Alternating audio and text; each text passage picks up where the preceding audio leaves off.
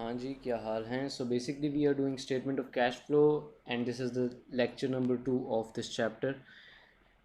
मैंने in the last lecture basically मैंने आपको ये समझाया था कि स्टेटमेंट ऑफ कैश फ्लो होती क्या है और बनती क्यों है। एंड मैंने आपको उसके लाइक डिफरेंट ऑपरेटिंग एक्टिविटीज़ भी बताई थी, फाइनेंसिंग एक्टिविटीज़ भी बताई थी एंड इन्वेस्टिंग एक्टिविटीज़ भी बताई थी। एंड एट लास्ट मैंने आपको स्टेटमेंट ऑफ कैश फ्लो का फॉर्मेट भी समझाया था।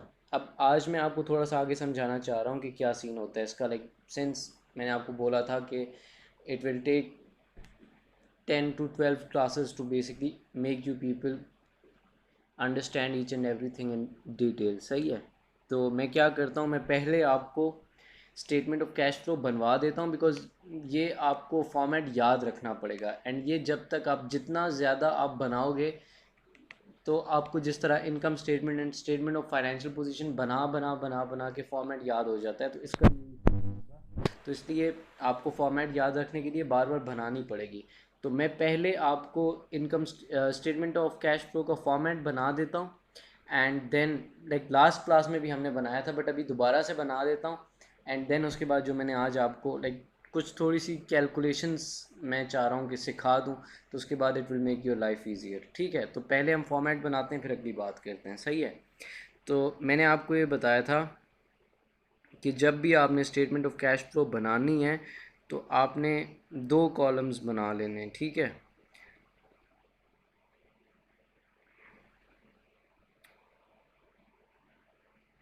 इस तरह के आपने दो कॉलम्स बना लेने एंड देन उसके बाद आपने आगे काम करना है।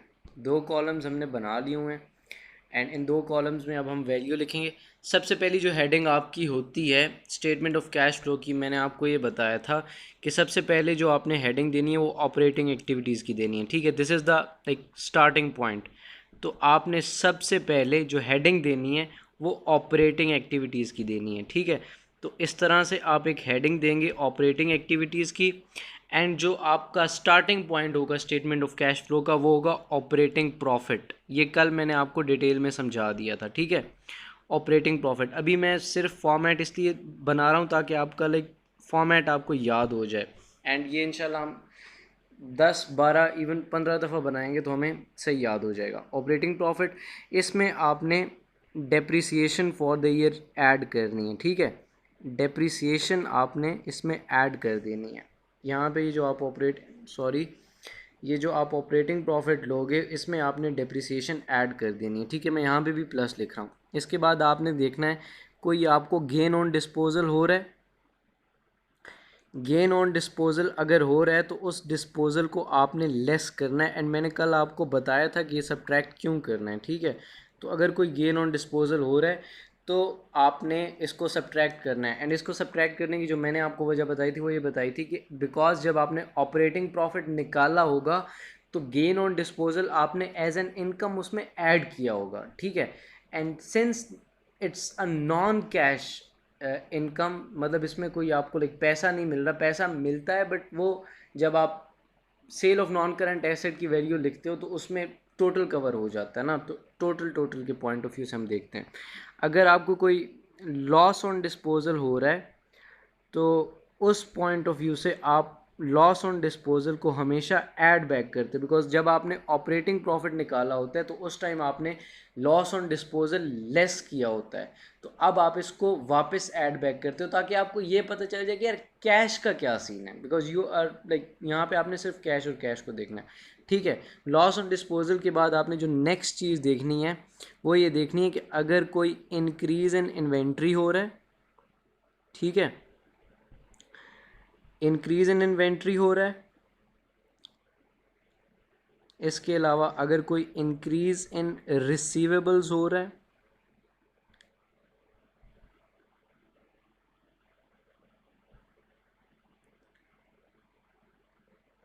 अच्छा, एंड उसके बाद आपने ये देखना है कि इन दोनों में अगर कोई डिक्रीज हो रहा है like decrease in inventory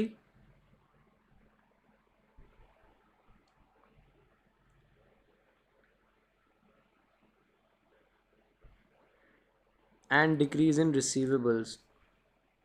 like decrease in receivables, receivables कौन से, लाइक मैं ये कहना चाह रहा हूँ कि जो आपके ट्रेड रिसीवेबल्स हैं, ठीक है, डिक्रीज इन रिसीवेबल्स। अच्छा, सो उसके बाद आपने पेबल्स पे जाना है, इंक्रीज इन पेबल्स देखना है सबसे पहले, ट्रेड पेबल्स मतलब, ठीक है, एंड फिर उसके बाद आपने डिक्रीज इन पेबल्स को देखना है। ये जिन लोगों ने कल बनाई है उनको थोड़ा थोड़ा याद होगा, बट ये है कि लाइक जो यूट्यूब पे भी हो उन्होंने भी, जिनने लास्ट लेक्चर देखे उनको याद होगा कि कैसे बनाई है, बट ये कि अभी just for the sake of practice मैं आपको दोबारा बना रहा हूँ, ठीक है। इंक्रीज इन इन्वेंट्री हमेशा डिक्रीज होता है, ठीक है।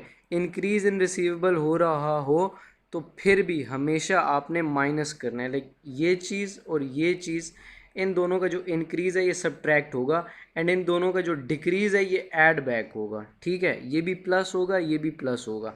ये जो ब्रैकेट में लिखे होते हैं ये हमेशा अकाउंटिंग के अंदर जो भी चीज़ ब्रैकेट में लिखी जाती है इसका मतलब ये है कि ये सब्ट्रैक्ट हो रही है, ठीक है। डिक्रीज इन पेबल्स, अच्छा, इंक्रीज इन पेबल्स अगर होगा ना तो वो ऐड होगा, ठीक है, एंड डिक्रीज इन पेबल हमेशा लेस होगा, ठीक है। करंट एसेट्स हैं ये दोनों, देखो इसको याद करने का एक और भी आसान तरीका है, इंक्रीज इन इन्वेंट्री है एंड रिसीवेबल, ये दोनों आपके करंट एसेट्स हैं, ठीक है। तो जो आपके करंट एसेट्स हैं वो जब इंक्रीज़ हो रहे हैं तो आपने उनको सब्ट्रैक्ट करना है, एंड जब वो डिक्रीज़ हो रहा है तो आपने ऐड करना है। एंड पेबल्स जो हैं ये आपकी करंट लाइबिलिटी है, लाइबिलिटी जब आपकी डिक्रीज़ हो रही है तो आपने सब्ट्रैक्ट करना है, और जब इंक्रीज़ हो रही है तो आपने उसको ऐड बैक करना है। अब इनको प्लस माइनस क्यों करना है ये भी समझा देता हूँ। देखो, जब आप इन्वेंट्री आपकी इंक्रीज़ होगी इसका मतलब है आपने इन्वेंट्री ख़रीदी है, तो इन्वेंट्री जब ख़रीदोगे तो कैश बाहर जाएगा, ठीक है, cash out of the business जाएगा, तो वो कैश आपका कम होगा ना, इसलिए ये सब्ट्रैक्ट हो रहा है, since you are making statement of cash flow, ठीक है। इसी तरह रिसीवेबल्स जो हैं, जब आप उधार पे बेचोगे तो पैसा आपको नहीं मिलेगा, ठीक है, तो इसीलिए वो भी आप सब्ट्रैक्ट करोगे, and you will add them back जब आप लाइक रिसीवेबल से पैसा लोगे। डिक्रीज इन रिसीवेबल का क्या मतलब है, जिन लोगों ने आपसे उधार पे लिया हुआ है, उधार पे देने वाले लोग अब आपके कम हो गए हैं, मतलब आपने लोगों से पैसा लिया है, तो वो जब इनफ्लो होगा तो वो ऐड होगा, वो ऐड होगा ये यहाँ पे। एंड इन्वेंट्री भी जब डिक्रीज़ होगी इसका मतलब डिक्रीज़ कब होगी, सेल करोगे जब, तो जब अगर आप डिक्रीज़ करोगे तो उसको भी ऐड कर दोगे क्योंकि पैसा इनफ्लो होगा। पेबल्स का उल्टा सीन इसलिए बिकॉज देखो, जब पेबल्स इंक्रीज होंगे ना इसका मतलब है लोगों का पैसा आपके पास है, ठीक है। एंड डिक्रीज इन पेबल का मतलब है आप लोगों को पैसा दे रहे हो, जो आप पे उधार है वो आप दे रहे हो, तो जब आप पे बैक करोगे तो आपका पैसा कम होगा, जब लोगों का पैसा आपके पास होगा तो आपका पैसा इंक्रीज होगा, मतलब कैश फ्लो बिजनेस में इंक्रीज होगा, तो इसलिए ये प्लस माइनस होते हैं, ठीक है। तो जब आप ये सब कुछ कर लेते हो तो उसके बाद जो आपके पास जो फिगर आता है वो मैं इस कलर से लिख देता हूँ, यहाँ पे जो आपका इसका नेट आएगा, इसका जो है आंसर होता है वो होता है नेट कैश जनरेटेड, ठीक है। एंड इसके बाद मैंने आपको ये बताया था कि इसमें से आपने दो चीज़ें सब्ट्रैक्ट करनी है, ठीक है। एक चीज़ है आपकी इंटरेस्ट एंड दूसरी चीज़ है आपका टैक्स, ये दोनों चीज़ें आपने इसमें से सब्ट्रैक्ट करनी है, एंड इधर से जो आपका आएगा ये आपने इस कॉलम में लिखना है, इसको कहते हैं net cash from operations, like net cash from operations, ठीक है। सॉरी, एक चीज़ मैं आपको बताना भूल गया, ये जो है ना, it this is not net, like what I mean to say is कि ये जो है ये इसको सिर्फ कैश जनरेटेड करो, इसको नेट कैश जनरेटेड ना करो, ठीक है। तो इसको कैश जनरेटेड कहोगे, इसको नेट कैश फ्रॉम ऑपरेशंस कहोगे, नीचे वाले को किसको, इसको, ये देख रहे हो यहाँ पे अगर आप देखो, इसको नेट कैश फ्रॉम ऑपरेशंस कहोगे, इंटरेस्ट और टैक्स लेस करने के बाद उससे पीछे वाला कैश जनरेटेड होगा, ठीक है। तो ये ऑपरेटिंग एक्टिविटीज़ का आपके सामने लिखा हुआ है, इसको आप गौर से देख लो एक दफ़ा। ऑपरेटिंग प्रॉफिट लेना है, उसमें से डेप्रिसिएशन लेस करनी है, गेन ऑन डिस्पोजल लेस करना है, लॉस ऑन डिस्पोजल ऐड करना है। Increase in inventory, increase in receivable, decrease in inventory, decrease in receivable, increase in payable, decrease in payable, ये चीज़ें हैं, ठीक है। ऑपरेटिंग में, ऑपरेटिंग एक्टिविटीज़ की जो हेडिंग है उसके अंदर यही आएगा। सेकेंड नंबर पे मैंने आपको बताया था, यहाँ पे मैं पहले कॉलम्स बना लूँ एंड देन उसके बाद मैं आपको बताता हूँ। अच्छा, सो बेसिकली सेकंड नंबर पे जो चीज़ आपकी आती है वो ये क्या आती है, वो मेरे ख़्याल में जो मैंने आपको बताया था वो मैंने आपको ये बताया था कि इन्वेस्टिंग एक्टिविटीज़ दूसरे नंबर पे आपने देखनी है, ठीक है। तो दूसरे नंबर पे आपने जो सेकंड नंबर पे हेडिंग देनी है वो देनी है आपने इन्वेस्टिंग एक्टिविटीज़, एंड इसमें 4 चीज़ें मैंने आपको बताई थी, ठीक है। इन्वेस्टिंग एक्टिविटीज़ की 4 चीज़ें आपको मैंने बताई हुई हैं, वो क्या क्या हैं, वो ये हैं। नंबर 1 थिंग है sale of non current asset, ठीक है। Sale of non current asset, किसी भी नॉन करंट एसेट को आप सेल कर रहे हो तो वो यहाँ पे आएगा। And sale of non current asset हमेशा प्लस होगा, ठीक है। प्लस क्यों होगा, प्लस होने की वजह ये है बिकॉज जब आप सेल करोगे तो आपका ये पैसा बिजनेस में आएगा, तो कैश का इनफ्लो होगा बिजनेस में। Same is the case with purchase, like अगर आप कोई purchase of non current asset करते हो तो परचेज करने से ना आपका पैसा आउटफ्लो होगा, ठीक है। तो purchase of non current asset हमेशा सब्ट्रैक्ट होगा। इसके अलावा यहाँ पे 2 चीज़ें आती हैं। डिविडेंड रिसीव्ड, अगर आपको कोई डिविडेंड मिल रहा है, डिविडेंड किस सूरत में मिल सकता है, डिविडेंड इस तरीके से मिल सकता है अगर आपने कोई फॉर एग्जांपल किसी कंपनी के शेयर्स खरीदे हुए हैं, ठीक है, तो डिविडेंड रिसीव्ड या फिर इंटरेस्ट रिसीव्ड, ठीक है। इंटरेस्ट किस सूरत में मिल सकता है, अगर आपने किसी दूसरी कंपनी को डिबेंचर्स दिए हुए हैं, लाइक डिबेंचर्स दिए हुए हैं, ठीक है। इंटरेस्ट रिसीव्ड, ये दोनों इनकम्स हैं आपकी बिजनेस के पॉइंट ऑफ व्यू से, इनसे पैसा आएगा तो ये दोनों भी ऐड होंगी, ठीक है। ये purchase of non current asset subtract होगा। अब इनका जो नेट होगा ना, इनका जो नेट होगा, इनका नेट है उसका नाम है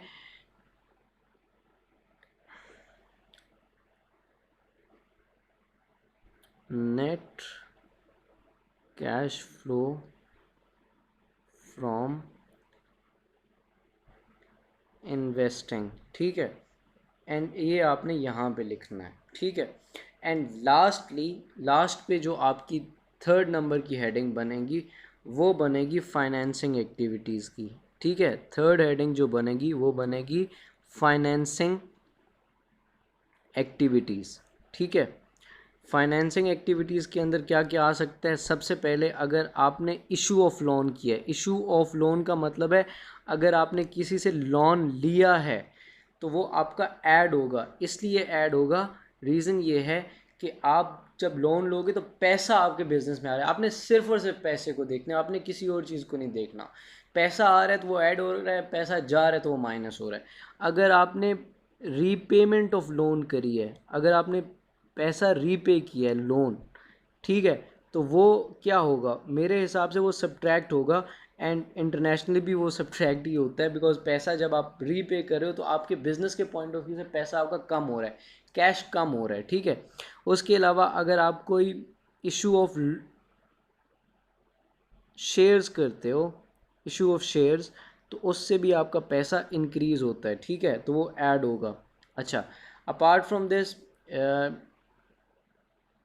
एक चीज़ और होती है डिबेंचर इंटरेस्ट, ठीक है, ये भी मैंने आपको बताया था। डिबेंचर इंटरेस्ट ये आपने यहाँ पे आपने सब्ट्रैक्ट करना है, ठीक है, बिकॉज डिबेंचर इंटरेस्ट जब आप पे करोगे तो यहाँ से आप सब्ट्रैक्ट करोगे। मैं यहाँ पे साथ पेड भी लिख देता हूँ ताकि आपको याद रह जाए, ठीक है। तो डिबेंचर इंटरेस्ट पेड जो है वो यहाँ से सब्ट्रैक्ट होगा। तो ये इसका फॉर्मेट है, यहाँ से जो आपका इसका टोटल आएगा ये आपने इस कॉलम में लिखना है, ठीक है। एंड उसके बाद इसका जो नाम होगा वो नाम इसका होगा नेट कैश फ्रॉम फाइनेंसिंग, ठीक है। एंड जो इन तीनों का नेट होगा, लाइक जो लास्ट कॉलम में आपने ऑपरेटिंग का, फाइनेंसिंग का एंड इसका जो आपने नेट निकाला है, इसका जो नेट होगा, it can be positive it can be negative, ठीक है। एंड इसका, इसको जो कहते हैं वो है net cash flow for the year, ठीक है, तो ये सीन होता है, ये इसका प्रॉपर एक फॉर्मेट है। अच्छा, अब इसके अलावा एक चीज़ यहाँ पे, दो चीज़ें और भी करनी होती हैं। वो बेसिकली एक चीज़ आप ऐड करते हो और उसके बाद आपका ये आ जाता है बेसिकली। तो ये सीन है। दो चीज़ें और होती हैं, वो मैं आपको जब क्वेश्चंस करवाऊंगा तो तब बताऊंगा, मैं अभी नहीं बता रहा, ठीक है। बट ये है कि दो चीज़ें और होती हैं, ठीक है। वो जब हम क्वेश्चंस करेंगे तो तब हम कर लेंगे, ठीक है। तो अभी मैं बेसिकली आपको जो चीज़ समझाना चाहता हूँ, ये समझाना चाहता हूँ कि देखो, ये जो हमने इसका जो फॉर्मेट है, ये जो हमने फॉर्मेट बनाया हुआ है ना, इस फॉर्मेट को बेसिकली सीन ये है कि आपने, like what I mean to say is कि ये जो कैलकुलेशंस है ना, कैलकुलेशंस, ये कैलकुलेशंस आपने कैलकुलेट करनी होंगी, ठीक है। It's not like that simple कि आपको क्वेश्चन के अंदर सब कुछ दिया हुआ होगा, आपको वो कहेगा, डेटा दे देगा, एंड वो आपने ये डेप्रिसिएशन की वैल्यू कैलकुलेट करके लिखनी होगी, गेन ऑन डिस्पोजल आपने कैलकुलेट करके लिखना होगा, लॉस ऑन डिस्पोजल आपने कैलकुलेट करके लिखना होगा, इंक्रीज इन, यार ये चीज़ें जो है ना, ये इतनी मुश्किल नहीं होती। लाइक ये डेप्रिसिएशन कैलकुलेट करनी होती है, gain on disposal, loss on disposal आपको कैलकुलेट करना होता है, ठीक है। टैक्स आपको कैलकुलेट करना होता है, इंटरेस्ट आपको कैलकुलेट करना होता है। अच्छा, उसके अलावा कोई आपने sale of non current asset किया है, purchase of non current asset किया, ये वैल्यूज़ आपने कैलकुलेट करनी होती हैं, ठीक है।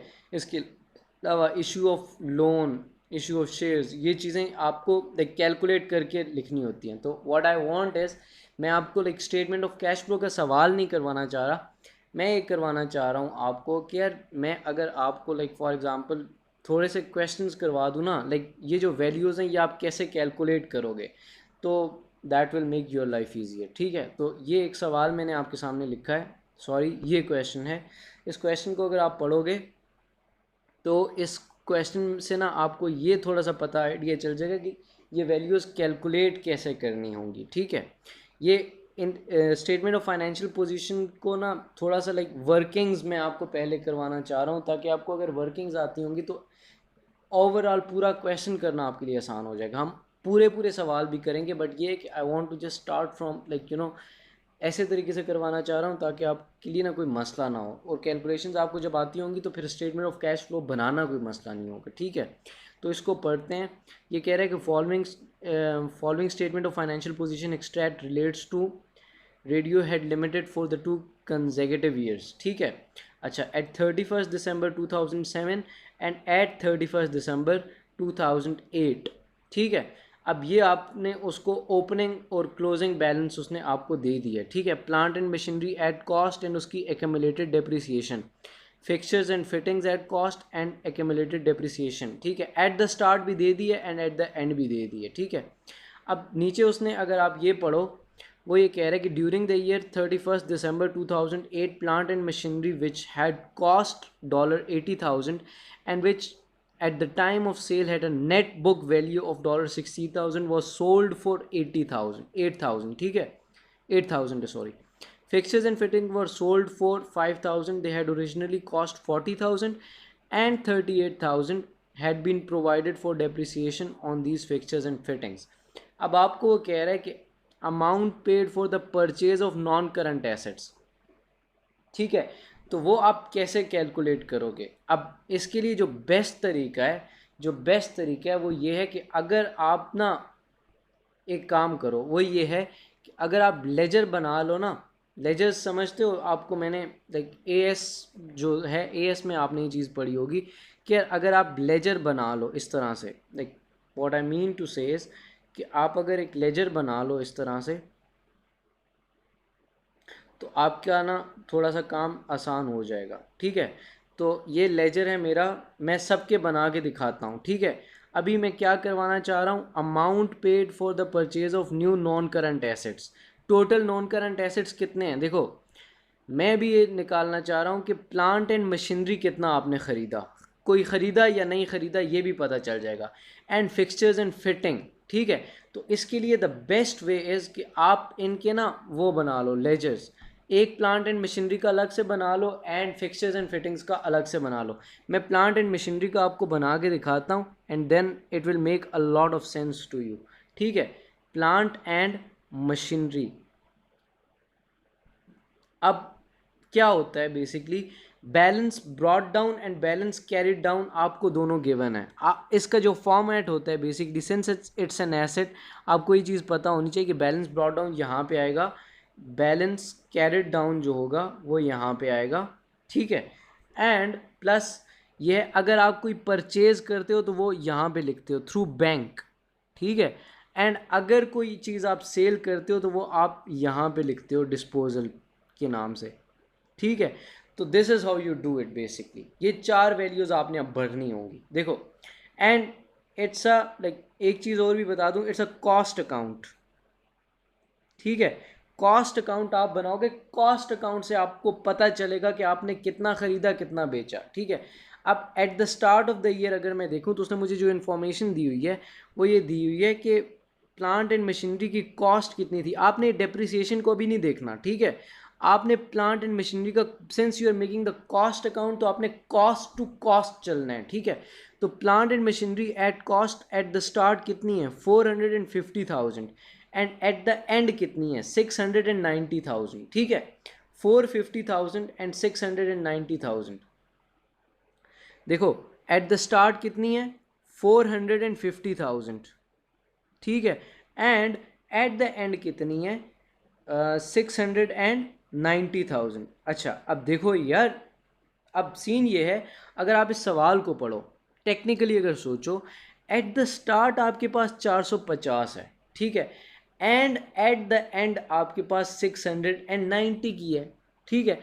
अब ये क्या वजह है कि आपने, वो आपको ये भी बता रहा है कि यार आपने ये एक एसेट लाइक मशीन आपने ये बेची भी है, बेचने के बावजूद भी आपका एसेट इंक्रीज हो रहा है। ये देख रहे हो 450 से 690 पे जा रहा है, ठीक है। एंड वो ये भी कह रहा है कि बेची भी है। अब बेची अगर है तो उसके पॉइंट ऑफ व्यू से तो एसेट कम नहीं होना चाहिए, कम होना चाहिए ना। बट आपके एसेट की जो टोटल वैल्यू है वो आपकी इंक्रीज हो रही है। अब ये यहाँ का इस चीज़ का एविडेंस है कि यार आपकी जो एसेट की वैल्यू है वो आपकी एज अ रिज़ल्ट क्या है कि इंक्रीज़ हो रही है। रीज़न ये है कि आपने परचेज़ किया होगा, तो वो कितना परचेज़ किया होगा वो हम इस अकाउंट से देख सकते हैं, ठीक है। अब इसके लिए what we have to do is, हमने देखना पड़ेगा, हमें वो ये कह रहा है कि ड्यूरिंग द ईयर 31 दिसंबर 2008 एक हमारा प्लांट एंड मशीनरी था जिसकी कॉस्ट थी 80,000, ठीक है। And which has at the time of sale उसकी नेट बुक वैल्यू 16,000 थी, and it was sold for 8,000, ठीक है। अब since we are making the cost account ना, तो हमें मकसद किस चीज़ के साथ है, कॉस्ट के साथ है। हम सिर्फ इस 80,000 में इंटरेस्टेड हैं, ठीक है। हमें ये 16,000 एंड ये 8,000 अभी नहीं चाहिए, since we just want to know कि हमने कितना मजीद ख़रीदा है, एंड वो हम पता चलाते हैं थ्रू आवर लाइक कॉस्ट का अकाउंट। तो उसके लिए what we have to do is हमें सिर्फ कॉस्ट टू कॉस्ट चलना है। तो since we have like sold it, तो हम डिस्पोजल पे 80,000 लिखेंगे, ठीक है। ये अब बहुत ही बेसिक चीज़ें हैं, ये आपको एएस से आनी चाहिए। आई डोंट नो आपको अगर आती हैं या नहीं आती, बट ये है कि मैं आपको फिर भी, अगर नहीं आती तो मैं आपको सिखा भी देता हूँ, कोई मसला नहीं है। अब सीन ये है, आई एम सॉरी, अब जो सीन है वो ये है कि ना, इससे नहीं चलेगा, इसको थोड़ा सा ऊपर कर देते। अब what you should understand is कि इस साइड का जो टोटल होता है एंड इस साइड का जो टोटल होता है लेजर का, वो सेम होता है, ठीक है। What I mean to say is at the start 450,000 थे, 450,000, ठीक है। अब इस साइड का टोटल 80,000 एंड 690,000, ठीक है। इस साइड का जो टोटल बनता है वो बनता है मेरे हिसाब से 770,000, ठीक है। एंड इस साइड का जो टोटल बनता है ये भी 770,000 ही होना चाहिए। जो जब आप ऐड करते हैं साइड्स को, जो बड़ी साइड होती है उसका टोटल दोनों साइड पे आपने लिख देना होता है। एंड अब इस 450,000 का एंड इस 770,000 का जो डिफरेंस है वो आप यहाँ से पता चल जाएगा। ये बैंक सेंस के हमने परचेज कितना किया है, ठीक है। तो यहाँ से आपको पता चल जाएगा। अगर आप 770 में से 450 लेस करते हैं तो आपके पास कितना बच जाता है, वो मेरे हिसाब से आपके पास 320,000 बचता है, ठीक है। अगर मैं 770 में से 320,000 450 सब्ट्रैक्ट कर दूं, तो मेरे पास जो बैलेंसिंग फिगर आता है ना, वो मुझे ये बताएगा कि मैंने ख़रीदा कितना है, ठीक है। अब इनकी अगर आपको डबल एंट्री भी नहीं आती, तो मैं आपको यहाँ पे इसकी डबल एंट्री भी पास करके दिखा सकता हूँ कि जब आप परचेज़ करते हो तो आप एसेट को डेबिट करते हो, ठीक है, एंड आप अपने बैंक को क्रेडिट करते हो, ठीक है। अब लेजर का जो रूल है वो ये है कि आप जिसका भी लेजर बनाओगे, since you have made the laser of plant and machinery, तो आप अब plant and machinery because debit हो रहा है, तो उसकी डेबिट साइड पे जाके वो चीज़ लिखोगे जो क्रेडिट हो रही है, ठीक है। तो इधर आपने since you have purchased it, तो आपका बैंक क्रेडिट हुआ होगा, तो इसलिए आपने बैंक को क्रेडिट कर दिया, तो यहाँ पे वो चीज़ लिखी है उसके ऑपोजिट जो चीज़ क्रेडिट हो रही है, तो 3,20,000। अब हमें ये पता चल गया कि जो हमारी प्लांट एंड मशीनरी है वो 3,20,000 की हमने परचेज की है, ठीक है। 3,20,000 की आपने परचेज की है प्लांट एंड मशीनरी। तो मैं यहाँ पे लिखना चाह रहा हूँ कि मेरी जो प्लांट एंड मशीनरी है वो उसकी वैल्यू कितनी है, जो मैंने परचेज़ की है वो 3,20,000 है। अब ये भी मैं देखना चाह रहा हूँ कि क्या मैंने कोई फिक्सचर्स एंड फिटिंग भी परचेज़ किया है या फिक्सचर्स एंड फिटिंग कोई भी परचेज़ नहीं किया। तो उसके लिए मुझे ये देखना पड़ेगा। उसके लिए जो बेस्ट तरीका है, मैं एक फिक्सचर्स एंड फिटिंग का भी अगर लेजर बना लूँगा तो मेरे लिए थोड़ी सी आसानी हो जाएगी, ठीक है। तो फिक्सचर्स एंड फिटिंग का लेजर किस तरीके से बनेगा, सॉरी, ये लेजर मैंने बना दिया फिक्सचर्स एंड फिटिंग्स का। सो फिक्सचर्स एंड फिटिंग्स। अच्छा, एक चीज़ आपने याद रखनी है कि जब भी आपने ये लेजर्स बनाने हैं, और ये बनाने लाजमी पड़ेंगे, ठीक है, इट्स वेरी इंपॉर्टेंट कि आपको ये चीज़ पता हो। आप since these are an asset, तो बैलेंस ब्रॉट डाउन हमेशा डेबिट साइड पे आता है, ठीक है, ये चीज़ तो आपको पता होनी चाहिए। एक बैलेंस ब्रॉट डाउन की वैल्यू होगी, बैलेंस कैरिड डाउन की वैल्यू होगी एक, ठीक है। दूसरे नंबर की चीज़ आपको ये पता होनी चाहिए कि यहाँ पे बैंक आएगा, ठीक है, एंड यहाँ पे डिस्पोजल आएगा। बस ये चार वैल्यूज आपने भरनी है, होती हैं उसकी, लाइक ये चार ही चीज़ें होती हैं। कॉस्ट अकाउंट ये आपने याद रखना है, since it's a cost account, तो आपने कॉस्ट टू कॉस्ट चलना है, ठीक है, आपने कोई दूसरी चीज़ नहीं देखनी। बैलेंस ब्रॉट डाउन जो है, अब मैं plant fixtures and fittings, plant and machinery को नहीं देखना चाह रहा, फिक्सचर्स एंड फिटिंग को देखना चाह रहा हूँ, तो इसकी कॉस्ट में देखूंगा। एट स्टार्ट कितनी है 60, एट द एंड कितनी है 40, ठीक है। एट द स्टार्ट कितनी है मेरी, एट द स्टार्ट मेरी है 60,000, कॉमन ले लेते हैं, ठीक है, एंड एट द एंड मेरी कितनी है 40। अब सीन ये है कि मैं ये जानना चाह रहा हूँ, ये मैं अगर एडजस्टमेंट ये वाली पढ़ूँ तो इसमें मुझे कह रहा है कि fixtures and fitting were sold for 5,000, 5,000 की बेची थी।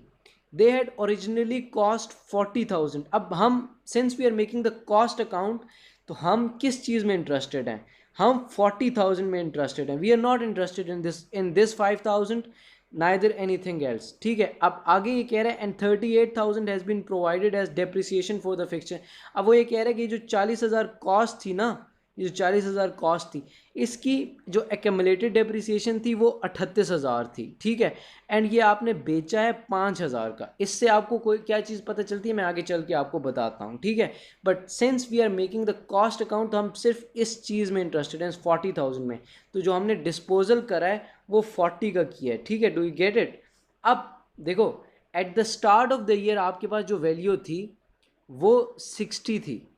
अब जो आपने डिस्पोज किया वो 40 का कर दिया।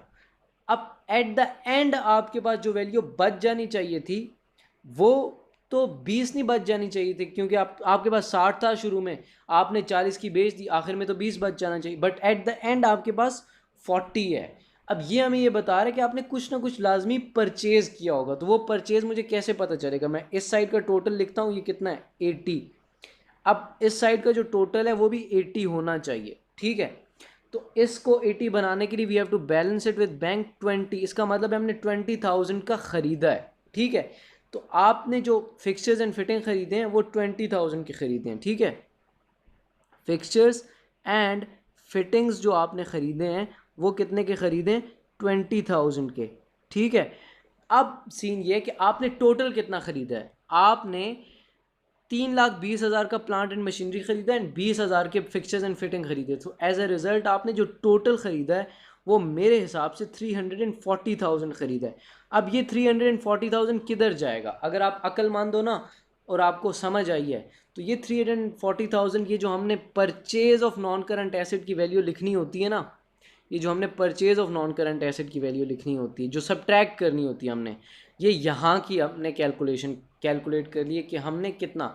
अब सेम इज़ द केस, देखो अगर फॉर एग्जांपल वो ये भी कह सकते हैं कि आपने सेल कितना किया है, तो सेल में क्या करेगा, वो आपको ये कह देगा कि हमने परचेज इतना किया, परचेज की वैल्यू दे देगा, ठीक है, लाइक ये वैल्यू आपको बता देगा कि हमने परचेज कितना किया। तो आपने बस ये फॉर्मेट याद रखना है और जो वैल्यूज़ वो आपको देगा वो आपने इसमें प्लग इन करनी है, ठीक है। एंड उसके बाद आपने बस बैलेंसिंग फिगर निकाल लेना है, ठीक है। अब एक चीज़ जो आपने याद रखनी है वो याद रखनी है कि आपने सिर्फ कॉस्ट टू कॉस्ट चलना है, ठीक है। Since it's a cost account and आप कॉस्ट ही कैलकुलेट करना चाह रहे हैं कि कितनी कॉस्ट है, कितने का आपने ख़रीदा है, तो उसके लिए आपने हमेशा कॉस्ट अकाउंट बनाना है, ठीक है। अच्छा, एक तो ये हो गया। अब पार्ट बी के अंदर मैं इसको ना इरेज करता हूँ ताकि मैं आपको थोड़ा बेहतर तरीके से नेक्स्ट पार्ट समझा पाऊँ। आई होप आपको ये चीज़ समझ आई होगी, ठीक है। एंड मैं आपको इरेज बल्कि नहीं करता, मैं सिर्फ इसको इरेज कर देता हूँ, नीचे जो अकाउंट्स हैं वो बने रहें, ठीक है। अब सेकेंड पार्ट में वो कह रहा है कि आप डेप्रिसिएशन फॉर द ईयर भी कैलकुलेट करो, ठीक है। डेप्रिसिएशन फॉर द ईयर भी कैलकुलेट करो। अब डेप्रिसिएशन फॉर द ईयर के लिए उसने जो आपको डेटा दिया है वो आप अगर पढ़ो, तो डेप्रिसिएशन फॉर द ईयर के लिए उसने आपको एक्यूमुलेटेड डेप्रिसिएशन एट स्टार्ट बता दी and accumulated depreciation at the end बता दी। अब इसके लिए जो बेस्ट तरीका है ना, आप ये नहीं कह सकते, देखो accumulated depreciation at the start कितनी है, 376, accumulated depreciation at the and कितनी है, वो 520 है। आपने कभी भी ये पागलपन नहीं करना, इन दोनों का डिफरेंस कभी नहीं लेना, याद रख लो, अकाउंट बनाए बगैर कभी भी इन दोनों का डिफरेंस नहीं लेना, ये मेरी चीज़ एक याद रख लो। अगर एक पागल बंदा होगा ना, वो पता क्या करेगा, वो कहेगा एट द स्टार्ट 376 थी एक्यूमुलेटेड मतलब अभी तक इसकी कितनी एक्यूमुलेट हो चुकी है, कितनी डेप्रिसिएशन आप चार्ज कर चुके हो, एंड एट द एंड 520 था, ठीक है। तो अब जो पागल बंदा होगा वो इनका डिफरेंस लेगा, ठीक है, तो वो आपका गलत जवाब आएगा, ठीक है। आपने कभी भी ऐसा नहीं करना, आपने हमेशा क्या करना है, आपने डेप्रिसिएशन के लिए भी एक अकाउंट बना लेना है, ठीक है। मैं यहाँ पे बना के आपको दिखा सकता हूँ, सॉरी, मैं बस ये कि बल्कि इसकी जो जगह है उधर करते हैं, ओहो, यहाँ पे बनाते हैं डेप्रिसिएशन का अकाउंट, यहाँ पे बना देते हैं, छोटा सा अकाउंट बना देते हैं, खैर होगी। तो इसके लिए भी आपने सेम सीन है, हम क्या करना चाह रहे हैं, हम ये करना चाह रहे हैं कि हम लाइक डेप्रिसिएशन का अकाउंट बना रहे हैं, किसका, प्लांट एंड मशीनरी का, हर एक का अलग एंड अलग बनाएगा, ठीक है। ये कौन सा अकाउंट है, ये डेप्रिसिएशन अकाउंट है। तो ये since it's a depreciation account, तो अब आपने डेप्रिसिएशन लिखनी है। अब you should be aware of this since you are in A2। इसका अब जो बैलेंस ब्रॉड डाउन आता है वो इस साइड पे आता है, एंड बैलेंस कैरिड डाउन जो है वो इस साइड पे आता है, ठीक है। एंड अगर आप कोई चीज़ भी सेल करते हो तो वो यहाँ पे डिस्पोजल के नाम से आता है, ठीक है। एंड इसका जो बैलेंसिंग फिगर होगा वो इनकम स्टेटमेंट होगा, ठीक है। ये चार चीज़ें आपने भरनी होंगी इसमें, लाइक जो डेप्रिसिएशन आप कैलकुलेट करोगे, ठीक है। तो इसकी ये सीन है। अब बैलेंस ब्रॉड डाउन क्या है इसका, अगर आप देखें, प्रोविजन, आप सिर्फ डेप्रिसिएशन प्रोविजन देखो प्लांट एंड मशीनरी को, ठीक है। अभी सिर्फ मैं प्लांट एंड मशीनरी का निकालना चाह रहा हूँ। तो एट द स्टार्ट कितनी है, 376, मतलब बैलेंस ब्रॉड डाउन जो होगा वो 376 होगा, एंड बैलेंस कैरिड डाउन जो होगा वो 520 होगा, ठीक है। 300 and like what I mean to say is, यहाँ पे आप लिख दोगे 376, ठीक है। एंड जो आपका एट द एंड है वो 520 है, ठीक है। अब अगर मैंने कोई भी चीज़ डिस्पोज ना की होती, ठीक है, एंड मैंने कोई भी चीज़ और लाइक परचेज ना करी होती, तो मैं कहता यार ये मेरा डिफरेंस है, ठीक है, ये मेरा डिफरेंस है जो मेरा स्टार्ट एंड एंड वैल्यू है। अगर मैंने कोई भी डिस्पोजल ना किया होता तो मैं कहता इन दोनों का जो डिफरेंस है वो मेरी नेट बुक जो मेरी ये डेप्रिसिएशन है, बट इट्स अ रूल कि जब भी आप कोई चीज़ डिस्पोज करते हो तो उसकी एक्यूमुलेटेड डेप्रिसिएशन भी उसमें से लेस करते हो, ठीक है। तो आपने हमेशा उसको डेप्रिसिएशन अकाउंट के डेबिट साइड पे डिस्पोजल के नाम से रिकॉर्ड करना है। अब बिकॉज हमें ये पता है कि हमने ये चीज़ बेची है, देखो हमने ये बेचा है ना, अब मैं ये जानना चाह रहा हूँ कि मैंने ये डिस्पोजल किया है ना, तो ये किस तरीके से किया, मुझे कैसे पता चलेगा इसकी डेप्रिसिएशन कितनी है। आपने सिर्फ डेप्रिसिएशन को देखना है। तो during the year 31 December 2008 plant and machinery which has cost 80,000 which at the time of sale at a net book value of 16,000। तो अगर एक चीज़ की कॉस्ट 80,000 थी एंड नेट बुक वैल्यू जो थी वो 16,000 रह गई at the time of sale, तो उस टाइम तक उसकी एक्यूमुलेटेड डेप्रिसिएशन कितनी हो गई होगी, तो मेरे हिसाब से वो हो गई होगी 80 माइनस 16। 80,000 जो उसकी कॉस्ट थी उसमें से अगर आप डेप्रिसिएशन लेस करते हो ना तो आपके पास नेट बुक वैल्यू आती है, ठीक है। अब नेट बुक वैल्यू 16 है एंड ये 80,000 है, ठीक है। अब इन दोनों का ये जो डिफरेंस है, अगर मैं डेप्रिसिएशन को इधर ले जाऊँ एंड इसको इधर ले आऊँ, मतलब 80 का और 16 का अगर मैं डिफरेंस ले लूँ तो वो मेरी डेप्रिसिएशन हो जाएगी, ठीक है, एक्यूमुलेटेड डेप्रिसिएशन। 80,000 में से 16,000 अगर मैं लेस करता हूँ तो मुझे क्या मिलता है, 80 माइनस 16 करता हूँ तो मेरे हिसाब से 64,000 बनती है, ठीक है। तो वो मेरी लाइक जो चीज़ मैं डिस्पोज कर रहा हूँ, जो चीज़ मैं बेच रहा हूँ, उसकी एक्यूमुलेटेड डेप्रिसिएशन 16,000 है, ठीक है। तो उस चीज़ की जो मेरी एक्यूमुलेटेड डेप्रिसिएशन है वो कितनी है, 16,000। अब मैं यहाँ से अगर इन दोनों साइडों को बैलेंस करूँ, ये 520,000 है एंड दिस इज़ ऑल्सो 376,000, तो यहाँ से मैं अगर बैलेंस करूँगा तो मुझे पता चल जाएगा प्लांट एंड मशीनरी की जो डेप्रिसिएशन फॉर द ईयर है वो कितनी है, ठीक है।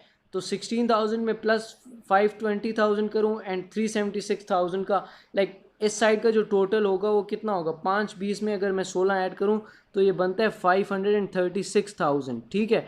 एंड इस साइड का भी टोटल वी नो उतना ही होना चाहिए, 536,000। अब इसमें से अगर मैं 376,000 लेस करूँगा तो मेरे हिसाब से 240,000 इसकी डेप्रिसिएशन फॉर द ईयर आएगी, लाइक प्लांट एंड मशीनरी की 240,000, ठीक है, बिकॉज इन दोनों का डिफरेंस इतना है। तो ये सीन है, इस तरीके से you will have to do it. तो मैंने आपको यही बताया है कि यार आपने जब भी कोई ये पता करना है कि यार आपने किसी चीज़ कितना लाइक क्या परचेज किया या क्या सेल किया, तो उसके लिए you have to make your cost account, ठीक है। ये इस तरह का अकाउंट बना लोगे आप, ठीक है। एंड ये बैलेंसेस ट्रस्ट मी गिवन होंगे, balance brought down, balance carried down, ठीक है। हमेशा वो या तो ये चीज़ गायब कर देगा या फिर ये चीज़ गायब कर देगा। अब जो डिस्पोजल की वैल्यू है ना, डिस्पोजल की वैल्यू इसकी एंड इन दोनों की कंबाइन करके ये दोनों वैल्यू वो है जो आपने सेल ऑफ द एसेट किया है, ठीक है। तो ये वो सीन है। अब एंड ये जो बैंक वाली वैल्यू है ये वो है जो आपने परचेज ऑफ द एसेट किया है, तो ये आप परचेज में जाके डाल दोगे बैंक की वैल्यू, ठीक है। सेल ऑफ द एसेट में डिस्पोजल की वैल्यू नहीं डालनी, बिकॉज ये उस चीज़ की कॉस्ट है जो आपने डिस्पोज किया। आपने वहाँ पे जो like sale of the asset में जो यहाँ पे वैल्यू आएगी ना, यहाँ पे sale of non current asset, purchase of non current asset में तो ये जो वैल्यू हमने कॉस्ट अकाउंट से कैलकुलेट करी है वही आएगी, बट जो सेल ऑफ एसेट की वैल्यू आएगी वो आएगी जो हमने सेल प्रोसीड से में जो मिला है, ठीक है। तो वो ऐसे नहीं हो सकता। अब वो हमें कितना मिला है वो हम यहाँ से देख सकते हैं। अब ये जो हमने एसेट सेल किया है इसकी कॉस्ट थी 80,000, ठीक है, एंड इसकी नेट बुक वैल्यू थी 16,000 and it was sold for 8,000। इसका जो लाइक सेल प्रोसीड है वो 8,000 है एंड इसका जो सेल प्रोसीड है वो कितना है, इसका 5,000 है। इसकी कॉस्ट ज़रूर 40,000 है बट हमें जो पैसे मिले वो 5,000 मिले हैं, ठीक है। तो ये सीन इस तरह है। तो लाइक जहाँ पे ये जो sale of non current asset में जो ये वैल्यू आएगी ये आपने सेल प्रोसीड्स की वैल्यू लिखनी है। Do you understand this thing. And purchase of non current asset की वैल्यू आपने परचेज का जो आपने कैलकुलेट किया है जितना आपने परचेज किया है वो वैल्यू लिखनी है, ठीक है। तो इस तरीके से you have to do it. अब एक काम और करते हैं इसका, लाइक ये मैंने आपको दोनों cost account and depreciation account बना के दे दिए। अब एक काम आप प्लीज़ कर लो, वो ये है कि आप इसका फिक्सचर्स एंड फिटिंग का डेप्रिसिएशन अकाउंट बना लो, ठीक है। मैं आपको यहाँ पे आपके साथ बना भी देता हूँ, ठीक है। सेम सीन है, डेप्रिसिएशन का अकाउंट आपने बनाना है। आप डेप्रिसिएशन का अकाउंट आपको ये बताएगा कि आपकी लाइक डेप्रिसिएशन कितनी है, ठीक है। तो डेप्रिसिएशन का अकाउंट बना लो। तो कुछ सवाल ऐसे होंगे जिनमें डेप्रिसिएशन आप किसी और तरीके से कैलकुलेट करोगे, तो वहाँ वो जब हम करेंगे तो मैं आपको सिखा दूंगा, ठीक है। बट जिनमें लाइक जब भी बैलेंसेस जब भी गिवन होंगे तो तब आपने हमेशा डेप्रिसिएशन का अकाउंट बना लेना है। तो उसमें हमेशा बैलेंस ब्रॉट डाउन इधर आता है, ठीक है, and balance carried down, oh sorry, balance carried down हमेशा इधर आता है। एंड एक चीज़ होती है डिस्पोजल, और एक चीज़ होती है इनकम स्टेटमेंट, ठीक है। इनकम स्टेटमेंट मतलब आपने आपकी इस साल की डिप्रिसिएशन कितनी है, ठीक है। तो आपने since it's a depreciation account for fixtures and fittings अब हम बना रहे हैं, तो आपने सिर्फ और सिर्फ डिप्रिसिएशन को देखना है और किसी चीज़ को नहीं देखना। तो यहाँ पे देखते हैं एट द स्टार्ट कितनी है, ठीक है। एट द स्टार्ट मेरे हिसाब से 54 है, एंड एट द एंड आपके पास जो है वो 30,000 है, ठीक है। तो ये कैसे हो सकता है कि एट द स्टार्ट आपकी जो एक्यूमुलेटेड डेप्रिसिएशन है वो 54,000 है, एंड एट द एंड आपके पास एक्यूमुलेटेड डेप्रिसिएशन ज़्यादा होनी चाहिए ना। What I mean to say is कि यार आप डेप्रिसिएशन जब चार्ज करते हो तो वो ऐड ऑन हो जाती है ना एक्यूमुलेटेड में, तो ये तो इंक्रीज होनी चाहिए, ये डिक्रीज क्यों है? तो मोस्ट प्रॉबली उसने कोई लाइक बड़ा एसेट सेल कर दिया होगा, ठीक है, जिसकी डेप्रिसिएशन ज़्यादा होगी, तो इसलिए डेप्रिसिएशन कम हो गई है, ठीक है। तो देखते हैं क्या करते हैं। अब इसका बेसिकली क्या करना है, आपने सिंपली सबसे पहले तो आप इसके बैलेंसेस लिख लो 54 एंड बैलेंस कैरिड डाउन है 30। ये आपने फॉर्मेट ऑफ द अकाउंट बेशक याद रख लो, बट ये बिल्कुल एक बेसिक लेवल की चीज़ें एएस की, एंड ये आपको आनी चाहिए। ये डबल एंट्री का सीन है, ठीक है। तो आई होप आपको ये आता होगा, एंड अगर आपको नहीं आता तो you can memorise the format, and if you want तो मैं आपको इनकी लाइक डबल एंट्रीज के थ्रू भी समझा दूंगा कि क्या सीन होता है। बट ये है कि फॉर्मेट अगर आप याद रख लो तो इट्स एन ईजी सीन। अब आपने ये देखना है कि आपको क्या चीज़ गिवन है। अब इन दोनों में से कोई भी एक चीज़ गिवन होगी, या डिस्पोजल गिवन होगा या इनकम स्टेटमेंट गिवन होगी, ठीक है। तो आप इनमें से दोनों चीज़ों में से कुछ भी निकाल सकते हो। तो मेरे हिसाब से यहाँ पे जो है ये आपको डिस्पोजल की वैल्यू गिवन है, ठीक है। ये आपको बता रहा है fixtures and fitting were sold for 5,000, ठीक है। ये हमें नहीं चाहिए कि sold for 5,000, originally cost 40,000 and 38,000 has been provided for the depreciation on fixtures and fittings, ठीक है। तो 38,000 जो है वो मेरी डिस्पोजल की नेट बुक वैल्यू है। तो मैं यहाँ पे 38,000 मैंने कॉमन लिए हुए हैं, तो यहाँ से 38 यहाँ पे लिखूंगा। तो इस साइड का जो टोटल है वो कितना है, 30 + 30 इज 68, एंड इस साइड का भी 68 ही बनना चाहिए, बट इट्स 54। इसको मैं बैलेंस करूंगा 14 से। इसका मतलब है जो इस साल की मेरी इनकम स्टेटमेंट है वो 14 है। अब इसको आप समझ भी सकते हो, देखो at the start accumulated depreciation 54 थी, ठीक है। एट द एंड आपकी लाइक 54,000 थी। 54,000 में से आपने 38,000 आपने इतना बेच दिया, ठीक है। 54,000 आपकी एक्यूमुलेटेड डेप्रिसिएशन एट स्टार्ट थी। जब आपने 38,000 एक्यूमुलेटेड डेप्रिसिएशन में से लेस किया जो कि आपने बेचा था, एंड इट्स अ रूल कि आपने हमेशा लेस करना है जो आप बेचोगे, तो उस वजह से आपकी जो बच गई ना एक्यूमुलेटेड डेप्रिसिएशन, वो कितनी बच गई होगी, वो आपकी मेरे हिसाब से जो लाइक बच गई होगी वो 54 एंड 38 का डिफरेंस है, 16 बनता है वो, ठीक है। एंड अब आपकी लाइक 16 रह गई है, अब 14 इस साल मज़ीद आपने चार्ज की है, ठीक है। अब उस 16 में ये 14 आपने ऐड करी है, तो आपके पास जो एट द एंड बची है वो 30,000 बची है। तो अगर आपको थोड़ा सा भी समझ आएगा, आपके पास स्टार्ट में थी 54, इसमें से आपने लेस करी 38 बिकॉज ये आपने बेच दिया, तो आपके पास बच गई 16, एक्यूमुलेटेड डेप्रिसिएशन 16 बच गई। अब इसमें आपने 14 जो इस साल की ऐड करी, तो आपके पास टोटल जो eight the and accumulated depreciation हुई वो 30 बच गई। ये 14 आपने इस साल चार्ज की है, ये 16 आपके पास बच गई जब आपने 54 में से 38 लेस किया। ये 38 लेस इसलिए किया बिकॉज आपने ये चीज़ बेची है। तो इस तरीके से you have to do it. To cut long story short, आपने हमेशा कॉस्ट के लिए कॉस्ट टू कॉस्ट अकाउंट पे चलना है एंड डेप्रिसिएशन के लिए डेप्रिसिएशन टू डेप्रिसिएशन चलना है।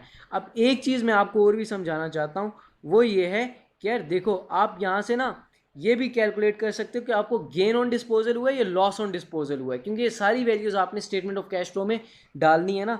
तो गेन ऑन डिस्पोजल या लॉस ऑन डिस्पोजल कैसे आप कैलकुलेट कर सकते हो, वो कैसे करोगे, ठीक है। तो देखो, आपके पास एक मशीन थी, सॉरी एक मिनट में मैं आपको समझाता हूँ। उसकी कॉस्ट थी 80,000, ठीक है, एंड उसकी जो नेट बुक वैल्यू थी वो 16,000 थी, ठीक है।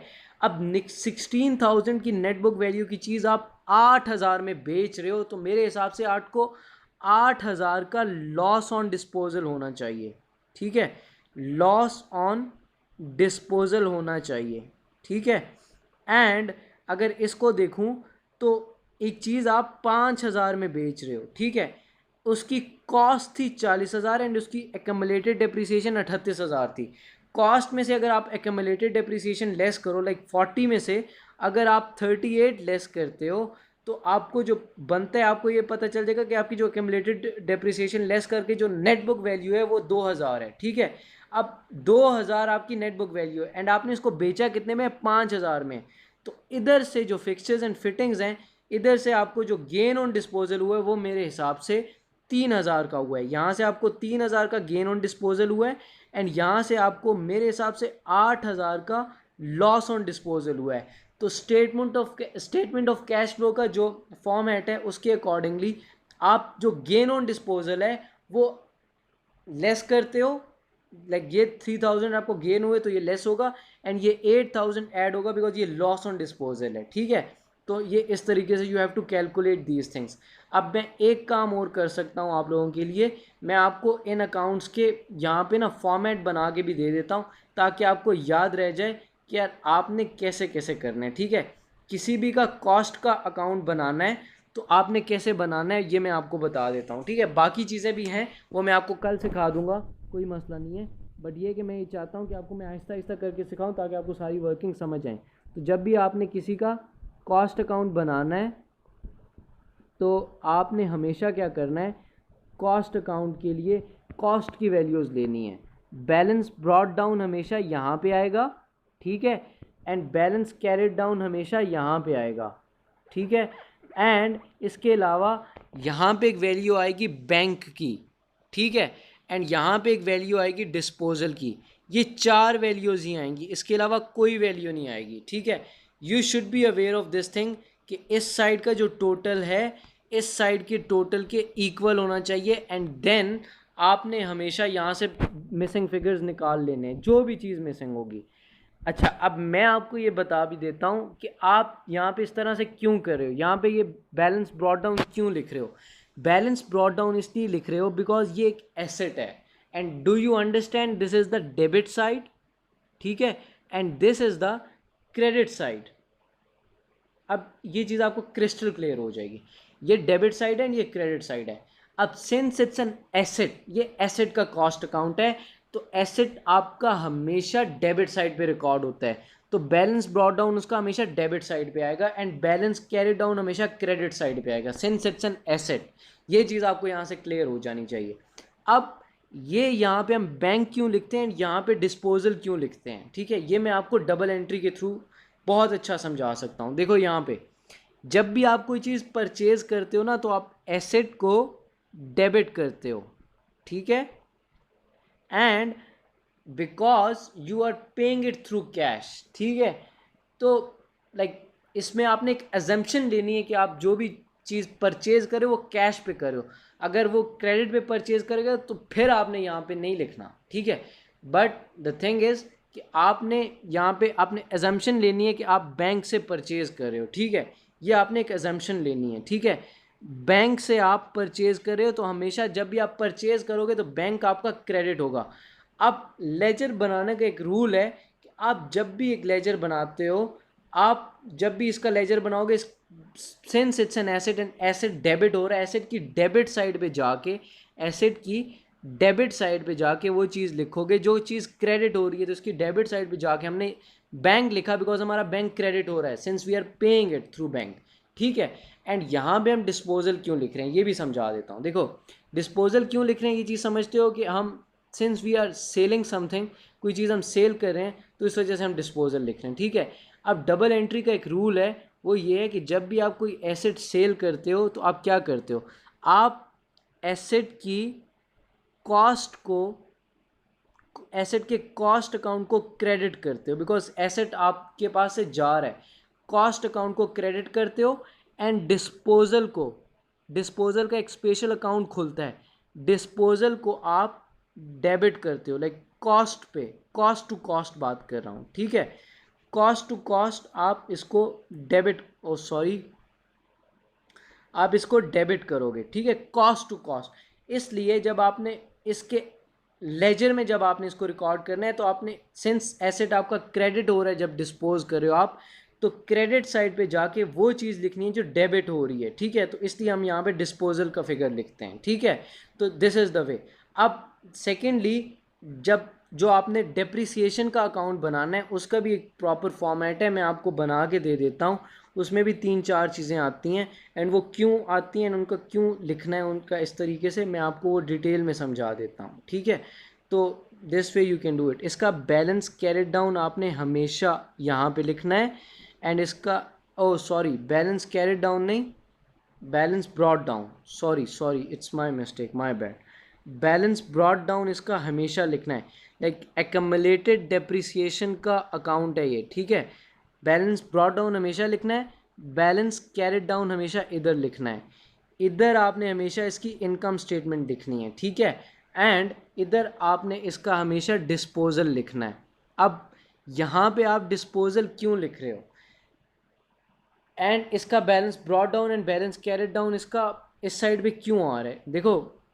सो डेप्रिसिएशन का जो अकाउंट होगा बेसिकली, इसका balance brought down and balance carried down opposite of the asset होगा। वो ऑपोजिट इसलिए होगा बिकॉज आपने हमेशा, लाइक देखो, जो एसेट का आपने अकाउंट बनाया उसमें बैलेंस ब्रॉड डाउन इधर लिखा है एंड बैलेंस कैरी डाउन इधर लिखा है। डेप्रिसिएशन का मतलब ही है कि एसेट की वैल्यू डिक्रीज हो रही है, तो डिक्रीज जो हो रही है वो ऑपोजिट साइड आएगी, इसलिए हम इसका balance brought down and balance carry down इस तरह लिखते हैं। अब यहाँ पे हम डिस्पोजल की वैल्यू लिखते हैं, यहाँ पे इनकम स्टेटमेंट लिखते हैं। इनकम स्टेटमेंट का मतलब है कितनी आपने डेप्रिसिएशन इस साल की चार्ज करी, एंड डिस्पोजल का मतलब है जो आपने एसेट बेचा है तो उसका आपने कितना चार्ज किया। अब इसकी जो डबल एंट्री होती है बेसिकली वो क्या होती है वो मैं आपको समझाता हूँ। जब भी आप एसेट कोई भी बेचते हो ना, तो उसके लिए पता है क्या क्या रूल्स होते हैं, उसके रूल्स होते हैं, कॉस्ट अकाउंट जो होता है उस एसेट का, ये हमेशा क्रेडिट होता है, ठीक है। एंड डिस्पोजल कॉस्ट से आप करते हो डेबिट, ठीक है, कॉस्ट से। ये एक एंट्री है। अब साथ ही इसके साथ ही जो दूसरी एंट्री पास होती है वो होती है इस एसेट की जो एक्यूमुलेटेड डेप्रिसिएशन होती है वो डेबिट होती है, एंड डिस्पोजल का अकाउंट आप क्रेडिट करते हो, ठीक है। This is the second entry, disposal आप क्रेडिट करते हो। ये चीज़ आपको समझनी पड़ेगी, ये एंट्रीज़ हैं जो आपको याद रखनी पड़ेंगी, एंड अगर आपको ये चीज़ याद हो जाएगी ना तो it will make your life easy, ठीक है। एंड जो थर्ड एंट्री पास होती है वो इन दोनों का डिफरेंस होता है, जो आपकी सेल प्रोसीड्स होती हैं, जो आपकी लाइक सेल्स प्रोसीड होती है। फॉर एग्जांपल आपको जो पैसा मिलता है वो अगर आपको बैंक में मिल रहा है तो बैंक को आप डेबिट कर दोगे एंड डिस्पोजल को आप क्रेडिट कर दोगे। ये 3 एंट्रीज पास करनी होती हैं जब भी आप कोई चीज़ बेचते हो। सबसे पहली एंट्री, कॉस्ट अकाउंट को आपने क्रेडिट करना है उस एसेट का, एंड डिस्पोजल को उस सेम अमाउंट से डेबिट कर देना है, ठीक है। एंड डेप्रिसिएशन को डेबिट करना है एंड डिस्पोजल को क्रेडिट करना है उस एसेट की एक्यूमुलेटेड डेप्रिसिएशन। मैं यहाँ पे एक्यूमुलेटेड लिख भी देता हूँ, ठीक है। एंड थर्ड एंट्री आपने पास करनी है, बैंक को डेबिट करना है, या कैश में मिल रहा है तो कैश को डेबिट करना है एंड डिस्पोजल को क्रेडिट करना है। अब ये देखो, हमने जो कॉस्ट अकाउंट बनाया उसमें डिस्पोजल को हमने क्या किया है, सॉरी एक मिनट,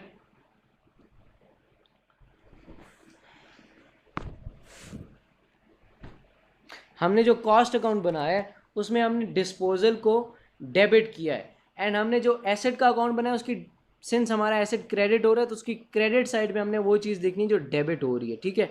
तो हमने डेबिट लिखा डिस्पोजल, और वो वैल्यू लिखनी है जो कॉस्ट है।